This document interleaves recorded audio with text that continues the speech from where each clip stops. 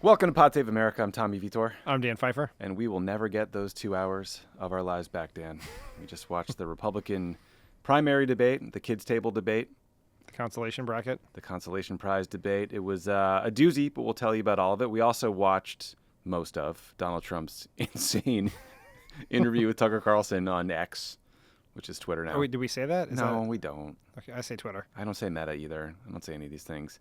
And then, because we know that our opinions or our gut instincts about what Republicans want are not always attuned to where the MAGA base is, we bring in Sarah Longwell, who has done hundreds and hundreds and hundreds of focus groups with Trump voters to help us understand what tonight, if anything, might have changed the dynamics of this race. Did you get the sense that we did not fully understand the Republican base when Pod Save America guest Christie was ruthlessly booed off stage? Yeah, they're like people chasing him with pitchforks, and Lovett's like, I like that guy. I mean, I do too. He seems great. I like to have a beer with him. What are you gonna do, Dan? Well, listen. The best part about the debate, I think, was for you being in the Crooked Media Discord, which all the listeners can join at crooked.com/friends if you want to be in the Discord next time. So you don't have to watch this alone or on Elon Musk's site. Twitter. X. You get to be with friends. You get commentary. It's a communal experience. We should all do it together. And you get first access to upcoming live shows in places like Cleveland, Louisville, San Diego, and San Jose. End of plugs. Dan, let's talk about the debate. 9 people on the stage. They're all in Cleveland. Fox News hosted. What was your general takeaway? I kept thinking the entire debate about the scene in Billy Madison after Billy Madison gives his speech, and the principal judging it says, "We are all dumber for having heard that, and may God have mercy on your soul." Yeah, that is part of the quote that gets left out a lot. Yeah, I mean, it was terrible. It was stupid. It was scary. Yeah. The things that were cheered should make us all worry about the future of our country, or at least in segments of our country. From a perspective of just pure political strategy, it was idiocy run amok. I mean, it was terrible. It was a terrible experience, and it had the feel of, I used the term consolation bracket before, but that's what it felt like. Yeah. Where no one, it felt like the consolation bracket, like in the World Cup, like after you've lost, people kind of want to win. They don't try that hard, and the stakes feel pretty low, and that's what this felt like. Yeah, playing for third, it just doesn't have that kind of same joy to it, getting the bronze. Yeah, I think the story of the debate, and we're going to go through all the candidates individually to the extent that they warrant it. The story of the debate was the Vivek Ramaswamy show. He made the entire thing about himself. He managed to get attacked. He was attacking others. He sucked up a lot of airtime. Although I did see someone just tweeted, you know how the reporters will do a summary of everyone's aggregate talking time? It does sound like Mike Pence had the most, but I think that's just because he talks like a slow motion Westworld robot programmed to be Ronald Reagan. There's nothing that explains Mike Pence's struggles in politics more than the fact that he spoke the most, but we thought he spoke the least. I really did think he spoke the least. No one remembers a single word he said. Not a single word. It was I'm just going to whine for a minute. The stupid, extended drone shot and voiceover by Britt Hume for the first 6 minutes was bizarre. Starting the debate off with a bunch of questions about the rich men north of Richmond song was like the Fox News' new Joe the Plumber moment, which for you old heads out there, you might remember the 2009 campaign. Barack Obama got in a repartee with a guy named Joe the Plumber, and it became this little cause celeb. But yeah, I mean, I think everyone was watching to see if Christie was going to land some haymaker on Donald Trump. I don't think that happened. A lot of people were watching Ron DeSantis to see if he would manage to catch up to Donald Trump in any way. I don't know that happened. So, yeah, I mean, Vivek was kind of my big takeaway and not a lot else. Yeah, I think somewhere in Bedminster, New Jersey, Donald Trump is sitting at home feeling very happy about his decision not to go to the debate because there's no one on that stage did anything to make him think twice about skipping the next one or the one after that. Yeah. Because they didn't put pressure on him. They didn't attack him for not being there. They didn't do anything to try to alter the shape of the race. They just tried to come in first among the people who were fighting for second. It didn't really make sense to me. Yeah, somewhere in Bedminster, the ketchup and burgers are in his belly, not against the wall, because he's a happy camper. He's so mad because there's nothing that he can TiVo to watch on Fox because it was all of his favorite shows were preempted by this. Although all the Fox hosts, they felt like it was like they were the section about Trump that we'll get into and whether he should be prosecuted. Fox was so apologetic for even raising the question or asking about the issue. They were like apologizing to the audience, to the candidates. They couldn't move on fast enough. No, I mean, he is, for all intents and purposes, their boss. Yeah, he is their boss, the assignment editor. Vivek said a few things we wanted to highlight. He recognized that he's new to the scene, that people don't really know him well, and they don't know how to pronounce his name, so he kind of ripped off an Obama line there. He said Trump was the best president of the 21st century. Debatable. He roasted Christie for basing his campaign on grievance against Trump, and Vivek referenced the leaked DeSantis memo, though he forgot to mention who it was from. Skinny guy with a funny name, Dan? That's a pretty good line. Felt familiar, though. You heard that before? It does feel mildly familiar. It's interesting to kind of rip off the incredibly popular former Democratic president, Barack Obama, in your kind of opening salvo in the campaign. I wonder why he did that. It worked for Obama? Yeah, it did. If it ain't broke. Yeah. What do you think of those clips? What jumped out at you there? It's hard. It's very hard to know how voters will interpret this performance. Yeah. But the thing about being on a stage with a lot of candidates is you have to have a plan to get noticed. Yes. Because if you just answer the questions you're asked, you're not going to have a moment. You're going to fade into the background. And we'll talk about some of them. Many of these candidates faded into the background. Not Doug Burgum's eyebrows. They were there all night long, looking, yes. staring into my soul. They actually went up 3 points. Caterpillars falling high in Iowa. Sorry. I mean, in credit to him, he did attend the debate with a torn Achilles. That must be so painful. He seemed like he might have been on some painkillers. He definitely seemed happy to be there. I mean, I don't have anything to judge him because I've never seen the man speak before, but so I don't know what he's normally like. I can't remember his name. But Vivek came in with a plan to dominate the conversation, and he did that quite well. He owned the debate. He picked fights. He had lines. He was well prepared. He knew the attacks were coming for him, and he had a response to every one of them. And he might have sounded like a slightly deranged carnival barker, but he didn't sound like a politician. And everyone else on that stage sounded like a typical politician. So he stood out. And I think the likely thing here is that he at least has given himself an opening to make a move in this race. What does that mean in a place where Donald Trump has 60% of the vote? Who knows? But the stories will be about him. Most people won't watch this debate, but we will see clips of him. They'll just hear that, hey, did you hear about this guy? Because most people have never seen him speak, don't know what he looks like, don't know who he is. All of a sudden he's sitting center stage and he's dominating the former Vice President of the United States, the former co-front runner and Ron DeSantis, a bunch of senators you've heard of, and he's sort of kind of kicking their ass left and right. Yeah. And so that at least will give him an opening with some number of voters. Yeah, he'll dominate all the coverage tomorrow until Donald Trump turns himself in.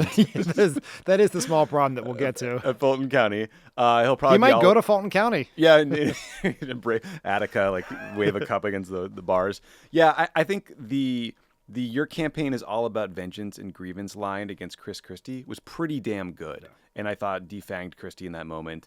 I think, like you said, Vivek benefited so much from getting attacked by Mike Pence, the most wooden, robotic, phony, typical politician-sounding goober I've ever heard. Like the way he paused, he's like, I want to talk about the oath I made on January 6, 2017. And then I said a prayer. I put my hand on the Bible of Ronald Reagan. Oh, my God. And the way he paused, like the place was basically groaning. But yeah, I mean, like he also, I'm not running to be president of MSNBC line from Vivek wasn't bad. I'm like, hey, buddy, you're not qualified for that job either, but like probably played in the room. The Super PAC puppet was a hit I thought was coming. It would have been a good one if Vivek had remembered to name who he was talking about. Nah. You have to be a broken brain weirdo like us to know that there was a New York Times story about Ron DeSantis' Super PAC releasing a memo for him about debate strategy. Which is interesting. We go back to that memo for the non-broken brain people who may be listening to this. The memo from the Super PAC that was leaked online through idiocy, as far as I can tell, the strategy proposed to DeSantis was defend Trump and hammer Vivek. He did not. He was sort of prohibited from doing that because the second he did that, he was going to come back with that line. And I think because DeSantis had not done it, he just tried to get it. Like he pre-butted him. Vivek came in with a list of moments, which is how you're supposed to prepare for a debate. And he realized that like the clock was ticking. He hadn't done the 400-page Super PAC memo, so he just like swerved out of his lane to do it. But I think the big takeaway from him is he is an interesting experiment. He believes none of this. He didn't even vote in 2016 or 2012. He voted for the Libertarian candidate in 2004. This is some sort of experiment in reverse engineering a candidacy where you go see what the voters want and then you build a campaign platform to fit that. Identity. Yeah. Yeah, you build an entire identity around what you think people want to hear. It is, usually because politicians enter presidential races at a point at which they have a record, what they're really doing is taking, to sort of use a bad business metaphor, they take a product and see if it fits with the market. What Vivek did was he looked at the market and he built a product that fit the market. And that's what all of this is. He knew there's a constituency for America First, anti-Ukraine aid, pardoning Donald Trump, the fracking, the anti-climate change stuff. And he says it in a way that doesn't sound like a politician, which the last time someone did that was Donald Trump. I'm not saying he's going to have that level of success, but he understands what better than I think the rest of these people, other than maybe Trump, what the electorate wants, which is an outsider who's not a politician who wants to burn the system down. And that's what he sounds like. Yeah, it's hard to remember how different Trump sounded from everybody else when he first emerged on the scene in 2015. But I think Vivek was trying to recreate a bit of that kind of feeling and magic for the Republican electorate. Not that I agree with it. I like you said at the top, I don't know that he's going to come close to defeating Donald Trump in this election. In fact, I would bet big money against it, but I do think he drastically improved his name ID, his standing amongst the base by defending Trump, and probably did himself a lot of good in this campaign. It's not a strategy to win. You're not going to beat Trump by being a mini Trump. You could possibly win if Trump were to go away somehow, but I don't think that's going to happen. But it is a strategy to make yourself a star in the Republican Party, which will allow you to either become some sort of MAGA media personality and then run in 2028, which I think is probably how he's thinking about this. Yeah. So everyone was watching Ron DeSantis at this debate. It was seen as kind of a make or break moment for him. If he did not do well enough, people wondered, well, will donors stop giving him money? Will his supporters just fully turn away and look elsewhere? I don't know that I buy the donor piece of this that much. He's sitting on $100 million in a super PAC, but look, he's not had the best run. What did you think about Ron DeSantis in this debate? I didn't really think about Ron DeSantis. Yeah. I mean, he didn't. Here's the kindest thing I can say about him, which is he exceeded the exceedingly low expectations everyone had from him in this debate. He didn't have one of those sort of moments where his brain snaps and he just laughs awkwardly in a random moment. Mm-hmm. He didn't make any mistakes, but he didn't demonstrate anything that would make you think that he was a guy who could beat Trump or beat Biden. Yeah. If his whole pitch was he was a better, more disciplined, more talented Trump without the baggage, and he didn't really show that. He just sort of seemed like a politician who had some views that probably have some appeal in the MAGA base, and that was sort of it. And I don't feel like he probably survives another day, because I do think that there's been a lot of reporting that some of the big super PAC donors who gave some of that initial money were not going to keep funding a super PAC. They're the ones who were calling Glenn Youngkin and Brian Kemp trying to get them in the race. So if he had a really bad debate, I think, or made some real mistake, or been sort of memed coming out of it, that would have been a huge problem for him. And I think he did nothing to help himself, but I'm not sure he hurt himself either. Yeah, I think he muddled through. He did have one moment. He tried to manufacture a moment. Actually, Tim Miller recommended he do this, where he good job, Tim. Jump on the moderator, kind of push back against the question when there was a show of hands question asked, and he was like, "We're not children. We can talk about the issues." But then he just got bigfooted by Vivek, who was like, "I think climate change is a hoax." Well, he raised his hand. That was that moment just explained the differences between those two candidates, which is Ron DeSantis seems like a politician because he don't want to answer the question. He doesn't want to put his hand up because he's thinking about the general election, and he knows that putting his hand up there is going to look really, really bad. And not to mention, climate change is literally drowning his state. Yeah. Parts of it are going away every day because of climate change. Yeah. And so he tries to do this thing, and then Vivek just puts his hand up and says, "No, why don't you just raise your hand like a normal person instead of trying to be a politician?" And it stepped on him. Yeah, it didn't look good. I think all of us think that were Ron DeSantis to win the nomination, the issue that would be the most likely to defeat him would be his position on abortion. He signed into law a 6-week abortion ban. So when DeSantis was asked about abortion, he said he was going to stand on the side of life and will defend life as governor and as president, which Dan thinks is a very important moment in this debate. So I viewed that answer, Dan, as him continuing to refuse to sort of take a real position on whether he supports a national abortion ban. You had a different view of what you might do if you were running against him. As the self-appointed fact checker of crooked media, I declare that what Ron DeSantis said there when he said, I will defend life as president, is he endorsed signing a national law similar to the abortion ban in Florida. I think that is, we know that's what he's going to do. Are you giving me Pinocchios for my position here? I'm trying. That's not how we do it here. We're not trying to judge all lies on a cartoon character scale. Thank you. I want to persuade you as to why I think what he did is he essentially was trying to send a signal to the evangelical voters, particularly in Iowa, and the groups that have been pushing Republicans to be more aggressive on abortion bans, the ones who pushed him to sign this ban, which he did, I think, pretty gleefully, in Florida to do the same thing nationally. And Nikki Haley had this whole thing in here. She tried to adopt a moderate position where her thing was, we've never had 60 anti-choice votes in the Senate. You don't need 60 votes, because I can promise you this, that if the Republicans have a trifecta, they will end the filibuster to sign a national abortion ban. They will not be able to sustain the pressure from the base to avoid that. Nor will they try. I totally agree. Yeah, I think regardless of how you interpret his comments about abortion tonight at this debate, I agree with you that if he were to win the nomination, I would tie his views on abortion around his neck and do it every single day and make that the primary thing I ran against.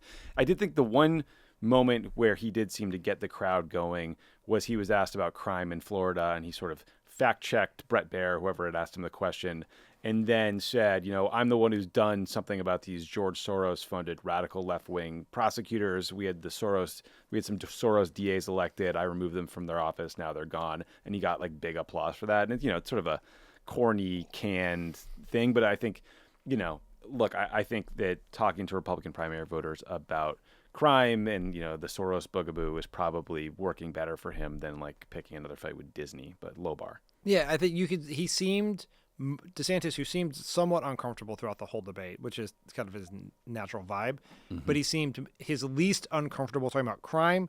And then in the education section where he started going off about banning critical race theory and quote unquote gender ideology and all, that's his comfort zone, are things that are the shittiest culture wars that are bigoted, right? That is where he is most comfortable. Yeah. If you're picking on gay kids and trans kids and you're making racist accusations against teachers and all that's where he is. That's his happy place.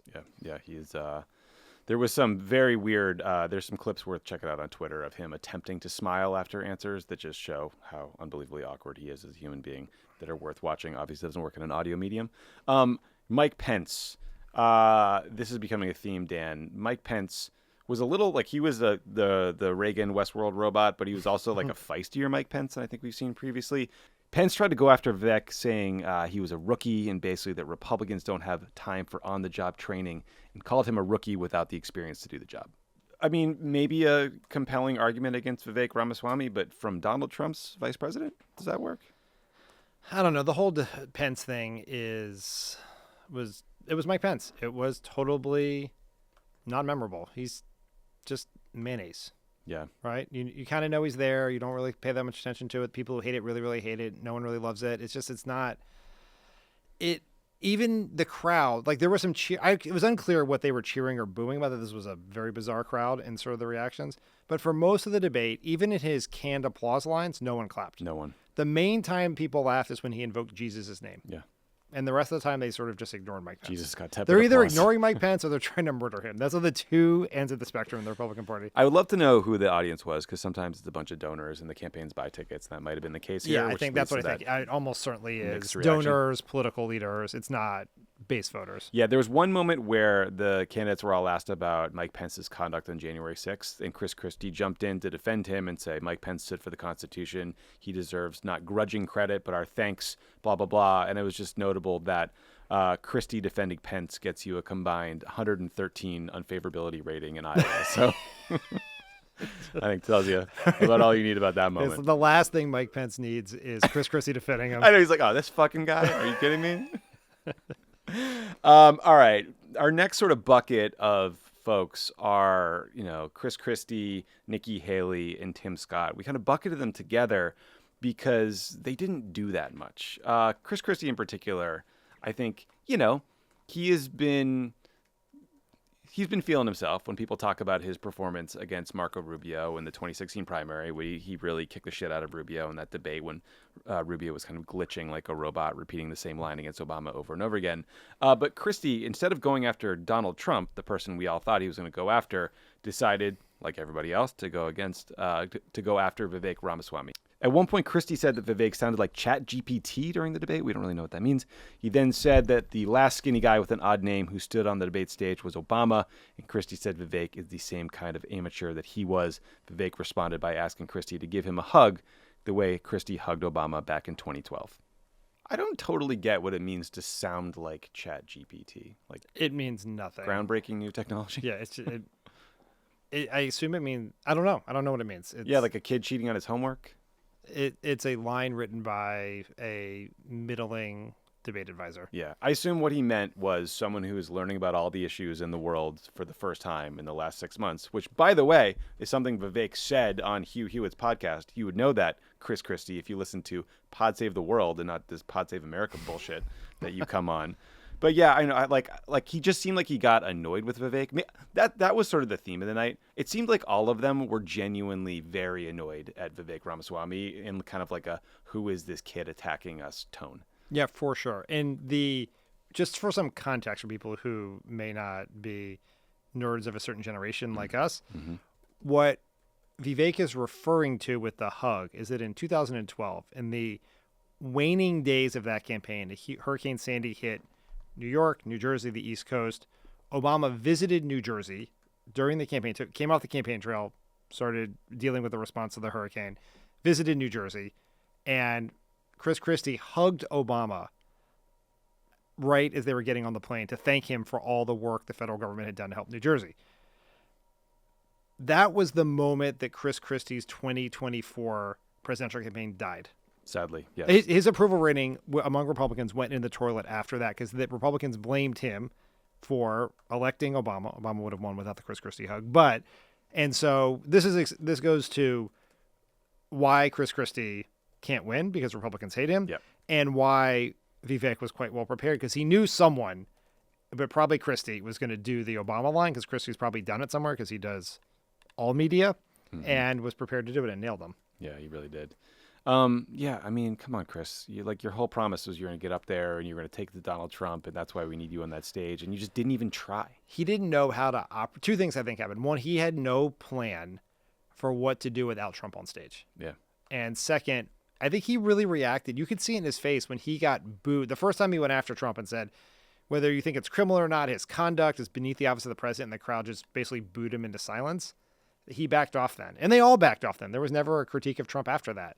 And he did nothing to help himself and probably hurt himself. And he may owe all the Democrats who gave him money to get him on that stage a refund. Who would have recommended the Democrats give him $1 to get on that stage? I don't know anyone that would do that. Yeah, in his defense, it is kind of hard to figure out how to pivot from a rich man north of Richmond question into a Trump hit. Yes. But we digress. So Nikki Haley was also up there, former ambassador to the UN. She fancies herself a foreign policy expert and is really focused on foreign policy in this campaign.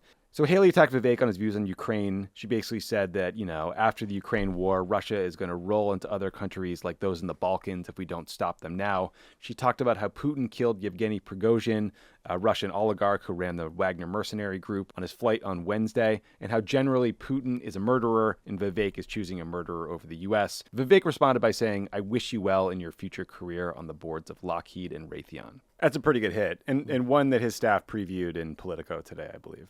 I respect her for waving the flag here and fighting for supporting Ukraine, because I do think it's the right thing to do. And I do think, I'm really concerned about where the Republican Party's going in terms of general isolationism, but also on this issue.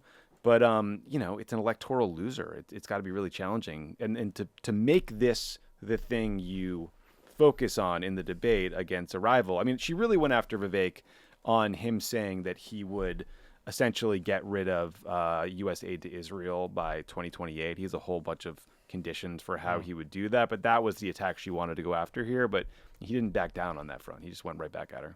She did not do a very good job of explaining that attack. Not at all. No one really got it. And it is a potentially potent attack because there's obviously a lot of support for Israel in the Republican Party, but particularly among the evangelical community that dominates the Iowa caucuses. Yes, And so exactly.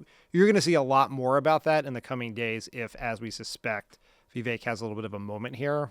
It's going to get pretty nasty pretty quick on some of those things. A lot of it's going to be racist and religiously bigoted and all the above. Yeah, Dan and I were talking about this before the show. What these candidates say on the air at a debate or what they say in interviews is usually a highly sanitized version of what shows up in people's mailboxes in the form of direct mail pieces.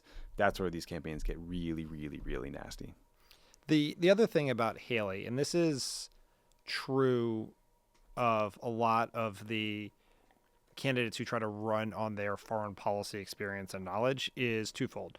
One, they assume a base of knowledge about foreign policy from voters Yes. that greatly exceeds. Yes. What does killed Prigozhin mean to anyone who has not yet listened to the forthcoming episode of Pod Save the World?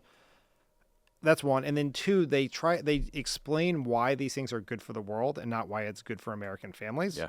And so there is a very strong argument. The Biden folks have actually made this on multiple occasions about why supporting Ukraine is good for American security and how it protects the interests of American families. But none of the Republicans did that last night. It's all like Mike Pence did. It's all Reagan-esque short version. It doesn't connect with anyone's lives. Yeah, Pence tried to make the case that, look, we want to arm Ukrainians so they can fight the Russians and not allow Russia to steamroll through Ukraine and then go next to a NATO country like Poland, which means Article 5, part of the NATO Charter, means that we, the United States, has to respond militarily. Yeah. That's a compelling case, but boy, is it complicated. It's also going to be hard to explain to people why we'd have to stop the invasion of Poland. Yeah. We should, obviously, but not a lot of people know what Article 5 is or why that would be a thing. And Donald Trump famously flirted with not supporting it. Yep. Senator Tim Scott, South Carolina, also on the stage tonight. Scott is, in some polls, he's in second place or third place in Iowa. He's at 9% in Iowa in the Des Moines Register poll. He's got a ton of money because he's a lot of the donor class like him. He's an incredibly conservative voting record, deeply religious individual, but I think has sort of a kindler, gentler presentation on some issues. But I don't know, it just seemed like he kind of disappeared up there tonight. Yeah, he did not have a plan to get attention.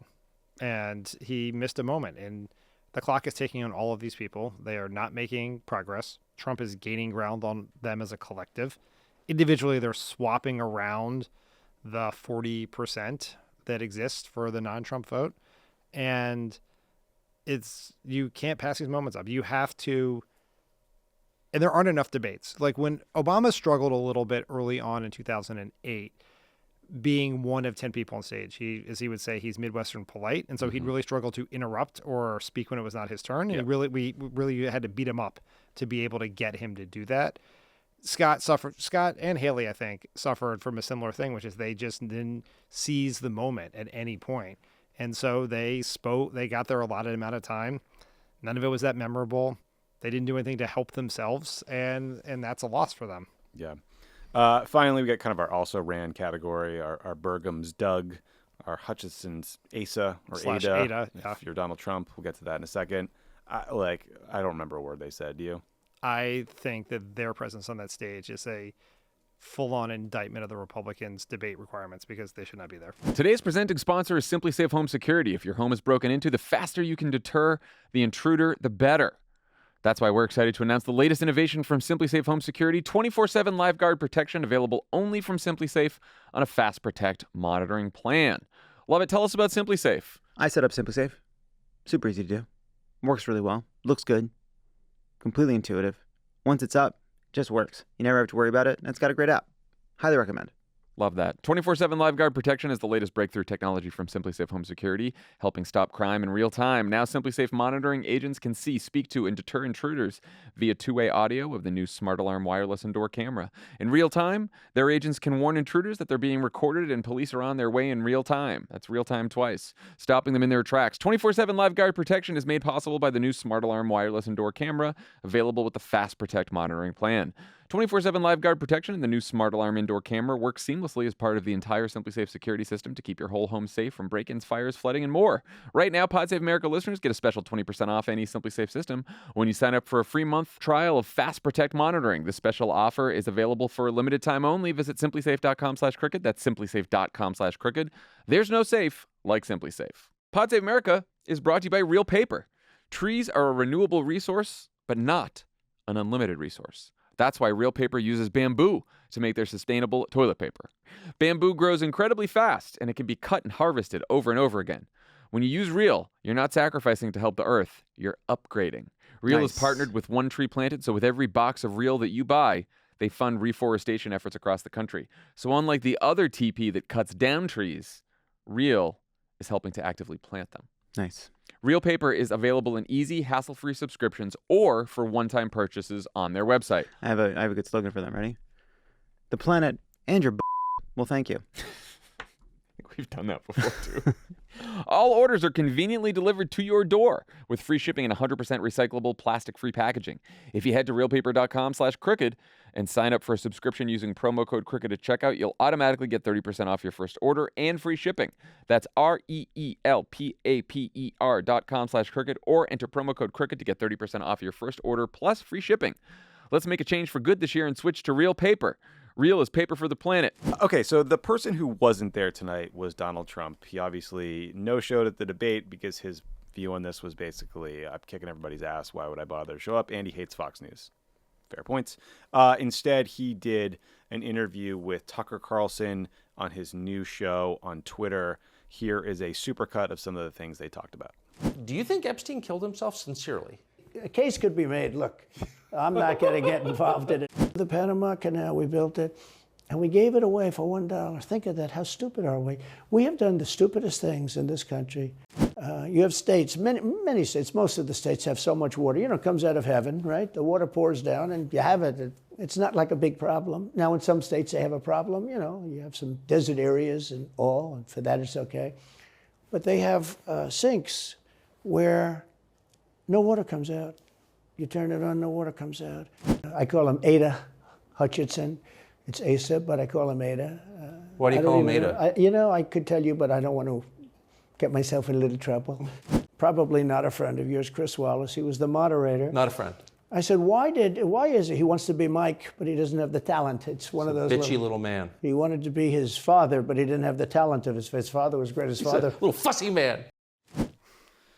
It was just a weird 45 minutes. Tucker Carlson, he just asked really strange questions. Like, did Epstein kill himself? He followed up 3 or 4 times. He suggested that the Attorney General Bill Barr covered up Epstein's murder. Trump was like, I think he probably committed suicide, man. Like, I don't know what to tell you. Tucker asked Trump if he's worried that the Democrats are trying to kill him. They asked if Joe Biden was going to make it to Election Day. Tucker suggested that Kamala seems senile also. It was just weird. Yeah, the ostensible purpose of this, I guess there were 2 purposes of this interview. One was to try to, quote unquote, take viewers away from the debate, to step on the debate. I don't think that worked. It's not a live broadcast. Yeah, I mean, but you can just pause it. But that's true. They have invented the capacity to pause television and record things and watch them later. So or Twitter. Yeah, it is. So that part didn't really make sense. The other reason was pure spite. Yeah, like it's just a total giant fuck you to Fox News to do this with Tucker Carlson, who they fired, who is in violation of his non-compete agreement, doing this other show where he just shits on Fox News all the time. I don't know what was gained from it. I don't think there's just nothing big enough happened in the debate that it's stepping on it. The bigger thing that's going to happen is when Trump surrenders to the authorities and is arraigned and has his mugshot taken tomorrow. Yes. Tomorrow's the news. That will step on I don't even know what it's stepping on. What is it, like coverage of Vivek Ramaswamy? I don't even think that matters to Trump. Yeah, and Vivek will probably do 100 Sunday shows tomorrow because that's what you do to seize these moments. And he'll do morning shows, sorry. But he'll do the morning shows, but more importantly, he will just do every right-wing podcast, YouTube show there is. Yeah, he'll be co-hosting Jordan Peterson's show for 6 months. Politico had a couple months ago, weeks, I don't know, time means nothing, a really smart story about his media strategy and how he is everywhere all the time, doing everything he possibly can. It's very, I hesitate to make this comparison, but it's very reminiscent of how Pete Buttigieg built Name ID to give himself the opportunity to take off. Totally. So he had a press strategy to go everywhere, do everything, introduce himself, go bottom up, and even around the traditional media who weren't paying attention to him. And so we'll see how Ramaswamy takes advantage of this, but he's in a good position because he's running as mini Trump who wants to pardon him. So he actually has something that is on his message to say about this tomorrow that is helpful to him. Yeah, no, there was another piece in Politico. Adam Wren wrote a profile of Vivek today that's basically about how his campaign office is just, they built a studio. They built a TV and podcast and media studio for $80,000 in the campaign office. He has another podcast studio in his basement. He says yes to everything. 11 p.m., 6 a.m., it doesn't matter. He's also got no job. He's got a private plane, so he can get everywhere he needs to go whenever he needs to get there. So, like, yes, he's super energetic and active and out there. But back to this Tucker thing, like, even Trump was kind of like, I don't really know what this format, I don't even really know what this show is, but we're going to get better ratings. My favorite part of the night was you and I were watching some of the pre-debate coverage, and Sean Hannity was on, and he just had that, like, scorned, jilted lover kind of vibe. You know, he like had to suck up to Trump for like 6 years, take his calls late at night, do every softball interview, and then Tucker Carlson, you know, gets the big bracket interview tonight and screws him over. Like, he looked genuinely hurt by the whole thing. I mean, Sean Hannity was an active participant in trying to overthrow the government, while Tucker Carlson was texting his producers how much he hated Donald Trump. I hate this guy. Yeah. And maybe Hannity got lucky and scored a Pence interview tonight. Who knows? Good for you, Sean. Yeah, I don't think this interview did anything for anyone. Like, by the way, Twitter is such bullshit. The little ticker under the interview claimed it had 80 million views. I don't believe that for 1 second. Yes, more people watched it than the Super Bowl. Yeah, exactly. It's just like, whatever, Elon's bullshit. Okay, we are going to take a quick break. When we come back, you'll hear from Sarah Longwell from The Bulwark. She has done hundreds and hundreds of focus groups of Republican voters. She knows what they think, for better, for worse. So stick around for that to get her reaction to the debate. Pod Save America is brought to you by Article. Article believes in delightful design for every home. And thanks to their online-only model, they have some really delightful prices, too. Love Article. There's a lot of furniture here in the office that's Article. I got some Article furniture we got some for our house outdoors, which looks great. It's affordable. It's comfortable. This is great furniture. Their curated assortment of mid-century modern, coastal, industrial, Scandi, and boho designs makes furniture shopping simple.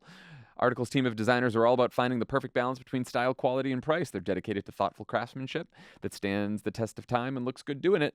Article offers fast, affordable shipping across the U.S. and Canada. Plus, they won't leave you waiting around. You pick the delivery time, and they'll send you updates every step of the way. Article's knowledgeable customer care team is there when you need them to make sure your experience is smooth and stress-free. Article's offering our listeners $50 off your purchase of $100 or more. To claim, visit article.com/crooked, and the discount will be automatically applied at checkout. That's article.com/crooked for $50 off your first purchase of $100 or more. This show is sponsored by BetterHelp. Sometimes we're faced with a crossroads in life, and we don't know which path to take. Maybe you're thinking about a career change or feeling like your relationship needs some TLC. Whatever it is, therapy can help you map out your future and trust yourself to find the way forward.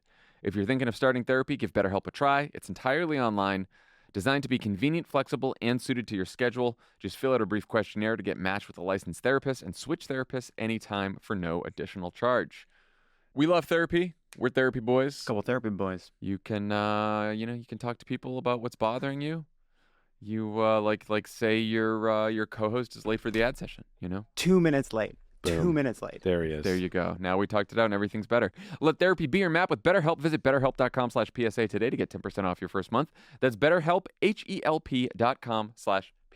We are so excited to welcome to the show the co-host of the Next Level podcast and the Focus Group podcast, Sarah Longwell. Sarah, it's great to see you. Hey guys, thanks for having me. So you might not know this, but Dan and I are giant libs, and what we think about Republican primary debates probably doesn't matter. So I wanted to name this segment Check Your Lib Rage, but Dan told me it was bad. So we just really want to know what you thought of that debate. If anybody, based on the hundreds and hundreds of focus groups you have done, moved the needle tonight in terms of the Republican primary electorate. Yeah, so I watch this stuff with two parts of my brain. There's the me part, and so my reaction as Sarah Longwell is, that was terrible. That was very stupid. I can't believe I was ever a member of that political party. Anybody who said something sane got booed. Anybody who said something insane got cheered for. But then there's the other part of my brain that watches it through the eyes of voters that I listen to week in, week out, these two-time Trump voters. And I don't know. I mean, it was such a weird debate. DeSantis was left almost no impression. I was, just the sheer number of them on stage and the way that Vivek was just chewing up time cost DeSantis a lot. He wasn't fighting to get in, and so it was easy to forget he was there. And so I'm not sure he did himself any favors with voters. I'm not quite sure how to assess Vivek's performance, because on one hand, he got himself a lot of time. He just was on camera a ton. He was fighting with Mike Pence, but he was equal parts. The crowd was with him cheering, and then the crowd was getting pretty annoyed with him. He was a foil for some of the other people's best moments, like Nikki Haley, when she was beating up on him. But whenever I find somebody deeply repellent, I know now that I need to adjust and assume that them being repellent to me means they're probably going to get a 5-point bump in the polls from base voters. And so Vivek, probably people who didn't know who he was, probably there's people out there who like him, like how hard he defended Trump. He really took the air out of DeSantis being the one to defend Trump. I mean, every canned line that DeSantis had that he really wanted to hit hard, Vivek had said like 5 minutes prior. And it was just really like, taking the wind out of DeSantis's sails. It was like there's a little bit of a weird crowd there. I couldn't get a bead on I think maybe like half the room was cheering sometimes while the other half was booing. Like Nikki Haley was getting these big applause lines when she's going to bat for Ukraine. But I know that Republican-based voters are not excited about sending more money to Ukraine. So I couldn't quite understand exactly where everybody was. But I do know that the Asa Hutchinsons, the Chris Christies, the people who were explicitly expressing anti-Trump sentiments, Pence when he did it, they were getting booed and shouted down. The crowd did not like that. So those are sort of that's my top line thought. No one in the room other than Christie and Hutchinson you mentioned made any sort of argument against Trump. Last I checked, Trump is winning by a lot of points. And if we stay on this trajectory, all these people are going to get their ass kicked. Based on on what you've seen with voters, what is the size of the anti-Trump lane, and what's the best way to get there if you're going to get shouted down for making a case against Trump? Is there some other better way than Christie and Hutchinson tried to do it, or do you just have to hope Trump collapses under his own weight? Yeah, so the way that I break up the Republican Party right now is sort of there's 30% always Trumpers, 30% maybe Trumpers, 30% move on from Trumpers, and then like 10% never Trumpers. And so Chris Christie and Asa Hutchinson have like a ceiling of 10% from the never Trumpers, because the move on from Trumpers, those are DeSantis people or Vivek people. Those are people who worry that Trump can't win. They have electability concerns, but they're not anti-Trump. There's just not that. And that's the thing. There's a difference between the always Trump base and then being anti-Trump. And I would say 90% of the party is open to Trump in some way. Like they will, the move on from Trumpers who prefer a DeSantis, let's say, they'll still vote for Trump in a general election. And so they're not anti-Trump per se. They're just don't think he's the best person to go forward with. The problem is they're not consolidated around anybody. And I'm not sure there was anyone tonight who made them say, oh, let's all consolidate around this person. They're the obvious person jumping off the stage. So I was watching old debate clips from 2015 and 2016, and what I remembered, it took me back to just how different Trump felt on that debate stage. You know, everyone else was kind of black and white. He was showing up in color. He was dominating the stage. And he was sort of loving the chaos. And I felt a bit of that tonight with Vivek, the way he made the entire debate about himself. But I was a little bit surprised. Like, I kind of thought that he knew he was going to get attacked. Everyone was telegraphing, like Haley was telegraphing that she was going to go after him on, funding for Israel. and that he would respond but kind of do it with a smile.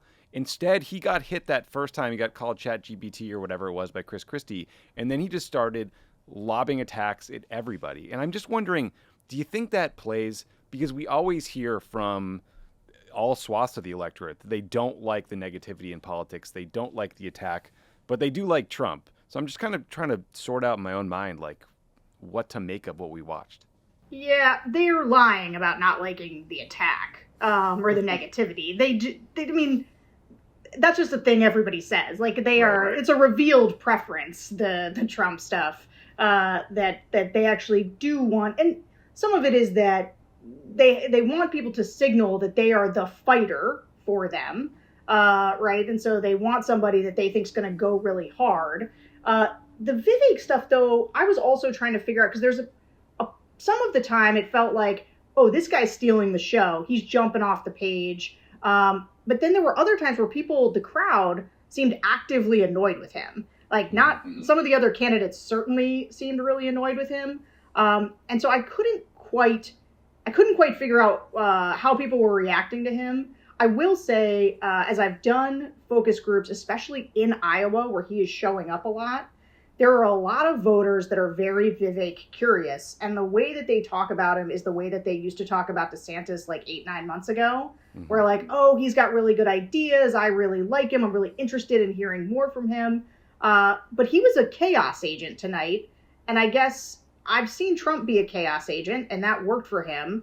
I'm not sure if it works for Vivek, but it might. I mean, just the sheer volume of time, like the sheer amount of time that he got tonight to showcase himself versus, I mean, the two people who are, even remotely in contention, Tim Scott for the donors and Ron DeSantis for the move on Trumpers, they were both surprisingly just in the back. Like, he overshadowed them. Tim Scott in particular just sort of disappeared. Just was gone. And even now, right, we're talking about Vivek. We're not talking, other than talking about how DeSantis didn't really pop.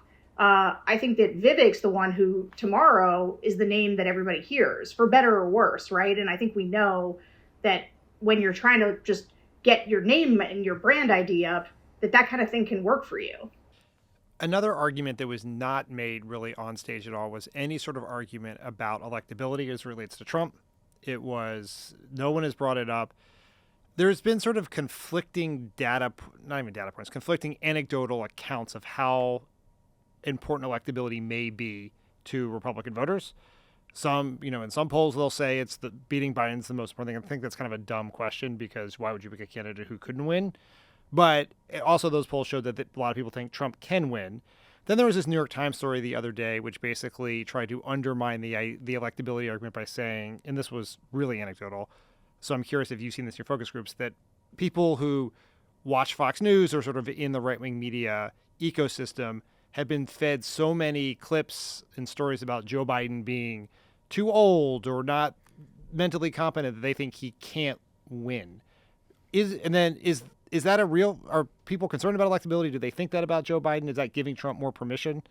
Yeah, the reason I like to break the party up into those buckets is because the move on Trumpers, they do care about electability. That was their whole thing about DeSantis to begin with. He's Trump without the baggage. He's Trump, not on steroids. And so they liked the Trumpiness of him, but they thought he was electable. The problem is that for the Trump base and even the maybe Trumpers, those are the people who are really deep in it. And they think that Joe Biden sits in the Oval Office drooling on himself while somebody spoon feeds him, oatmeal. And so why wouldn't they think that Donald Trump could beat him? Also, especially the always Trumpers, but by a lot of measures, up to 70% of the Republican Party, they believe that Donald Trump won last time. And so, they think that he didn't lose to Joe Biden. It was rigged against him. And so revenge tour, another shot, he deserves it. And the other thing voters say all the time, and this includes the move on from Trumpers, they think he was a great president. They think he did a great job.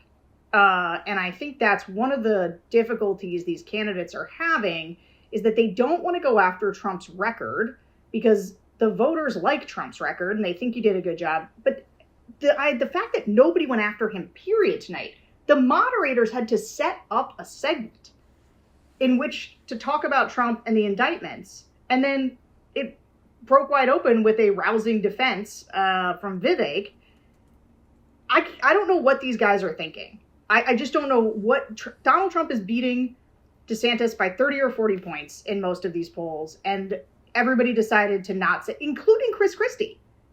Like, they had to be set up to say anything. Pence was kind of waffling. Where was Christie's big attack? I mean, I've been a kind of a defender of him, ready to say, like, let's unleash this guy. He was nowhere on Trump. And so, anyway, back to your question. I do think that the electability matters to a portion. I don't think it matters to a big enough portion. And I also think that it is true that, people think Trump is perfectly electable against senile Joe Biden. Which is so funny since he lost to quote-unquote senile Joe Biden 2 years ago. Again, a big chunk are not so sure of that. Which is why I can't understand why Ron DeSantis would refuse to take my advice where he should say that Donald Trump let Sleepy Joe steal the election from him. I hate to keep bringing up Vivek, but he said the most interesting things. I mean, he said, the climate change agenda is a hoax. The anti-carbon agenda is the wet blanket on our economy. More people are dying because of bad policies than because of climate change. I'm wondering if, A, you hear views that extreme reflected in the voters you talk to, or B, whether I'm overthinking this and voters might like that because it tells annoying libs like me who care about climate change where they can shove their, electric vehicle charger or whatever. In your paper straws. Exactly, yeah. Again, it's a little bit of both. There's gonna be an audience for the climate change is a hoax stuff, because this is the thing that Vivek was doing, right? DeSantis, when he was asked to raise hands or give a straight answer, he worked himself into a pitch. Vivek just comes out with climate change is a hoax. Now, the crowd seemed to boo him, unless I'm mistaken, for that. And there are a lot of voters in the Republican Party that will think that that's ridiculous. It's actually, the environment is one of those things that you get a lot of voters, including Trump voters, that are real squishy. Nikki Haley was closer actually to where a lot of people are. We want clean air. We want clean water. Mm-hmm. We just, and Republicans can do this. That being said, there's definitely 35% of the party who will be like, hell yeah, he just got up and said it. Straightforward, and it'll be memorable. And so that's why I just think when it comes to this undercard, how do we shuffle things around for second place? Vivek probably did himself the most favors by just being an insane person that appeals to the section of the party that likes insane people. Are we just wasting our time here? Is there a path for anyone to beat Trump? There's a slim... here's the thing. It would take a bunch of things to happen. One, the big exogenous event of something happening to Trump or something happening that really kneecapped him going into the general that people believed was a real deficit. I don't exactly know what that would be, but it would have to be that. The problem is, and it has been the problem all along, you can't beat something with nothing. And these guys are showing us nothing. Right? There's nobody, the problem, you can talk yourself into, well, this could happen to Trump, this could happen with the legal stuff, but can you talk yourself into, boy, what I just saw from DeSantis shows me that he can consolidate 40% of the party around him, 50% of the party. I don't think so. Did we see Tim Scott? Did we see Nikki Haley? Nikki Haley did herself some real, some real favors with the donor class. I think that people who are writing Tim Scott checks are going to start writing her checks. But which one of those people on the stage looked like they were going to beat Trump? Yeah. I didn't see it.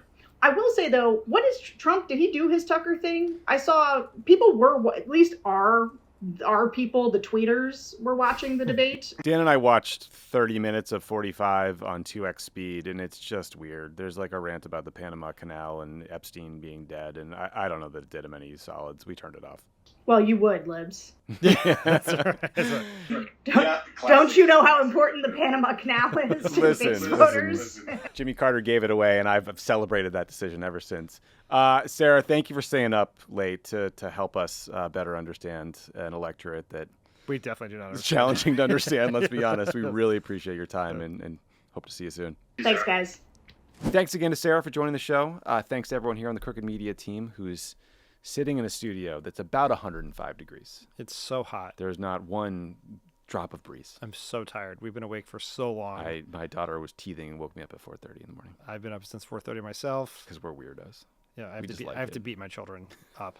What? And, sorry, that's the other thing. Rephrase that. That's right. Leave it in. I've been up since 4:30. I have to beat my children to who gets to be awake first. To the breakfast table. Yeah. Okay, we probably shouldn't talk anymore on a microphone where it's recorded. Thanks for everyone for listening. Talk to you next week. Bye, everyone.